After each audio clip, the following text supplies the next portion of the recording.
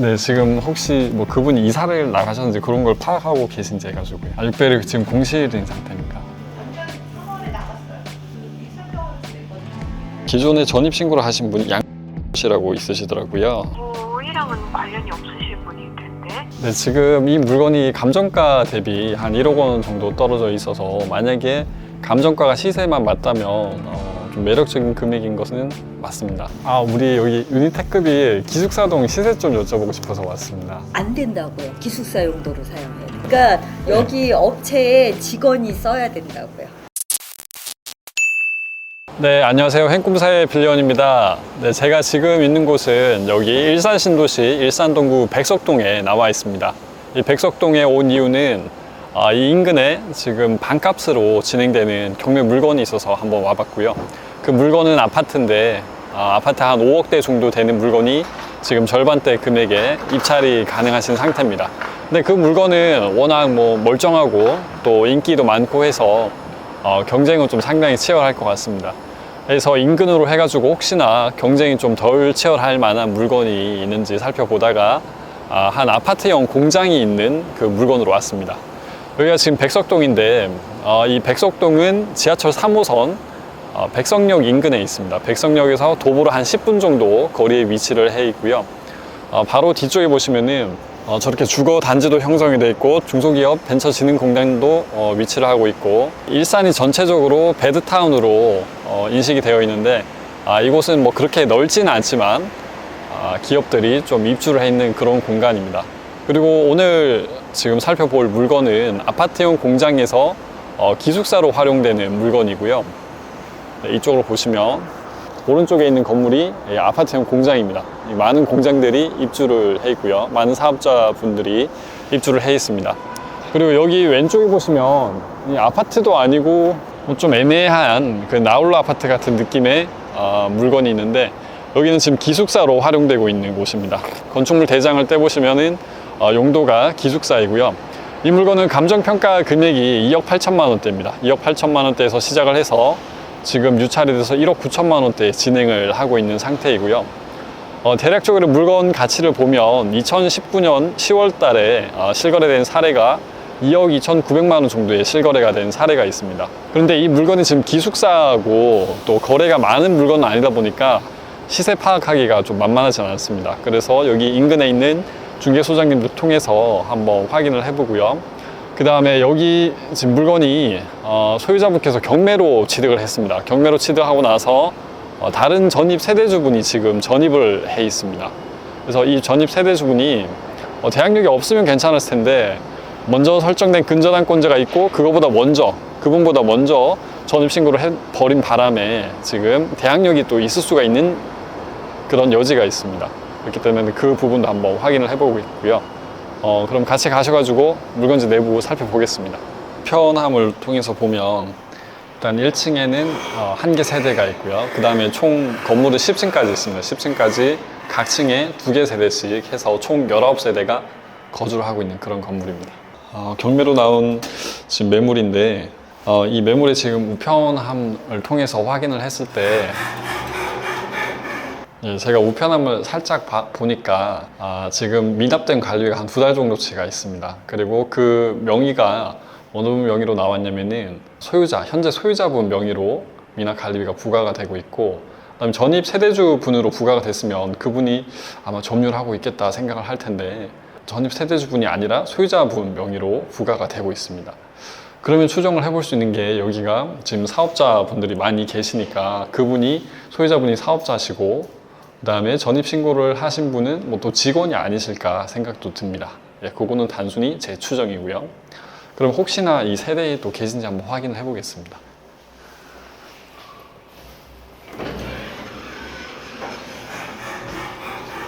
이 경매 물건은 사전 임장을 입찰자가 반드 책임을 지기 때문에 입찰하시기 전에 현장 조사는 입찰자가 스스로 해와야 됩니다.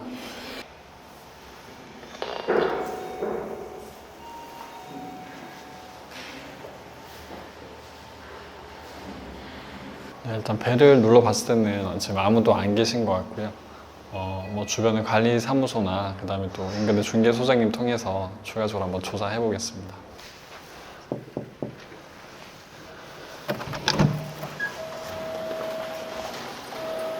안녕하세요. 네, 지금 혹시 뭐 그분이 이사를 나가셨는지 그런 걸 파악하고 계신지 해가지고요. 601호 지금 세대주분이. 아, 601이 지금 공실인 상태입니까? 네, 그러시죠. 네. 아, 그러면 관리비도 지금 계속 체납돼 있는 아, 상태예요. 그런 건 아니죠. 그러면 소유자분이 지금 내고 계신지는 알 수 있겠습니까? 왜냐면 요거를 저희가 상태를 보고 저희가 들어와도 되는 거면은 그냥 사가지고 매수를 해서 임대를 좀 놓아보려고 하거든요. 지금은 그러면 공실 상태인데 그 뭐 한 2020년도쯤에 입주를 하셨던 분이 있다든지 그런 건 알 수 없겠습니까? 그러면 네, 이사 그런 정도는 뭐 말씀을 못 드리니까. 이사를 나간 시점 그 정도는 알 수 있지 않습니까? 작년 3월에 나갔어요. 아, 작년 3월에 나가셨습니까? 그 일산병원에서 냈거든요. 거기를. 아, 일산병원에서 일산병원에 계신 네. 분들이 오시게 네. 누군지는 모르겠는데 거기 살고 계셨었거든요. 아, 일산병원 분들이요? 네네. 아, 작년 3월에 나가셨는데요. 아. 거기까지 그게 몰라요.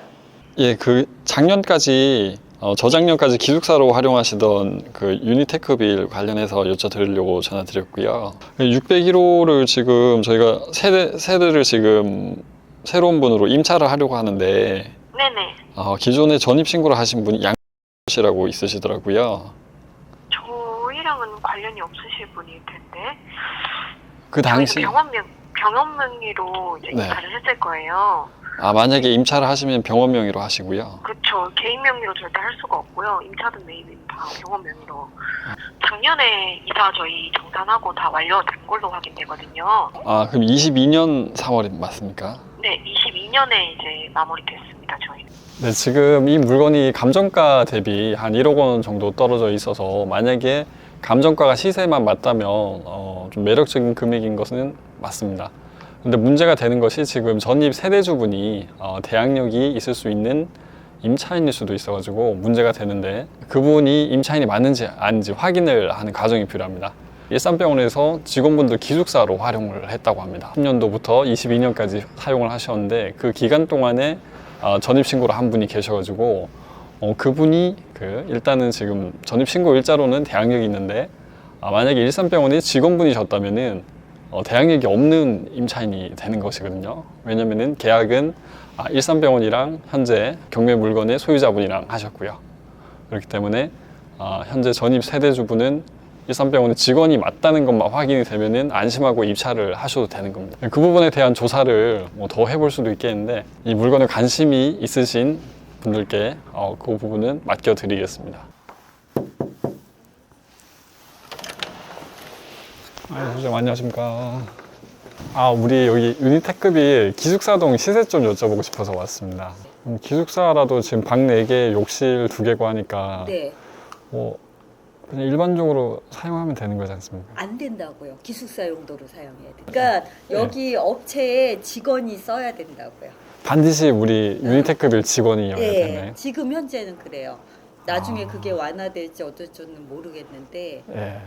원래는 법적으로 하면은 네. 여기에 공장을 운영하시는 분이 소유를 해야 되고 그 공장에 직원이 써야 되는 거예요. 법적으로는. 근데 지금 잘 모르겠어요. 그러면 실제로 일산병원에서 쓰셨다고 했는데 그때는 그러면 문제가 안 됐고요. 그때- 이게 언제 문제가 됐냐면 작년에 네, 그러면은 만약에 세를 놓으셨던 분들은 한 전세를 얼마쯤에 놓으셨는지 알 수 있어요? 제가 월세 하나 넣은 게 2천에 90만 원으로 넣었어요. 전세는 없으시고요. 저는 전세로는 안 넣었어요. 혹시 뭐 최근에 네, 최근에 거래하세요? 했어요. 그래서 좀 꾸준하게 수요가 있는 편입니까? 아까 말씀하신 대로 워낙 여기가요, 예, 네. 수요는 굉장히 많았어요. 근데 아, 공실이 없어요. 왜냐면 여기가 가격이 좀 저렴한 편이에요. 저희의 의견은 네. 일단 기숙사시기 때문에 그 복리 후생 용도로 쓰셔야 되는 게 맞아요. 네. 그래서 그 용도로 쓰지 않으신다고 하면은 저희는 단속 대상으로 보고 있거든요. 그러면은 뭐 제가 만약에 사업자면 사업자 명의로 소유를 해서 사업자 명의로 기숙사를 활용하는 것은 위법은 아니겠습니까? 유니테크빌 안에 공장이 있으신 건 아니시잖아요. 네, 유니테크빌 공장에만 가능한 겁니까? 예, 부속 시설로 돼 있는 거라서 네. 부속 용도로 돼 있는 거라서 예, 일단 그렇게 보고 있어요. 근데 정확한 답변은 일단 국토부에 문의를 했는데 아직 답변을 안 주셔가지고 네, 조금 전에 그 아파트용 공장 매물에 속해 있는 중개소장님을 통해서 해당 매물에 대해서 좀 필요한 부분들을 여쭤봤습니다.